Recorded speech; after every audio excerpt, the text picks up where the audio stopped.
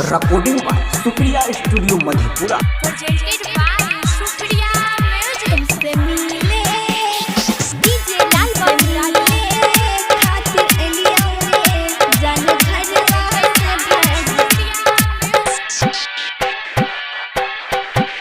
तुमसे मिले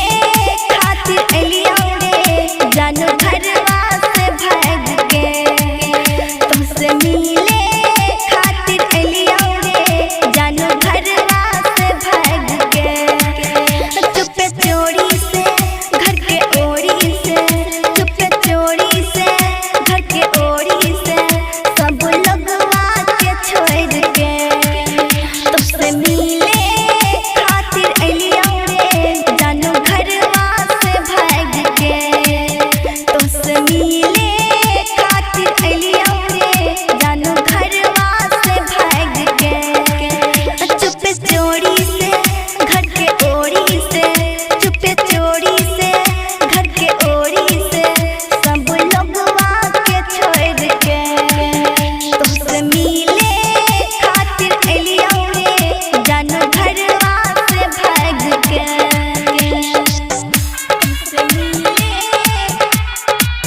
तुमसे मिले खातिर एलिया रे जानो घरवा से भाग के recording by Supriya studio Madhepura. Presented by Supriya music. हम प्यार में हो तोरा जाने पागल रे हम प्यार में हो तोरा जाने पागल रे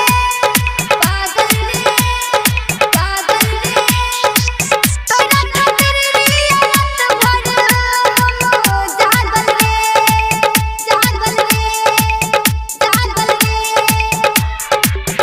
करिए इंतजार तू बहरवा घरे लागल रे करिए इंतजार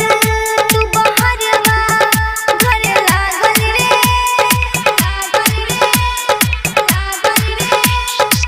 तोरा खातिर हम आइबो जानो भागल रे दैहे न जानो तू दिल हमर तोड़ के तुमसे मिले खातिर एलिया रे जानो घरवा से भाग के तुमसे मिले खातिर एलिया रे जानो घरवा से भाग के तुमसे मिले खातिर एलिया रे जानो घरवा से भाग के recording by Supriya studio Madhepura.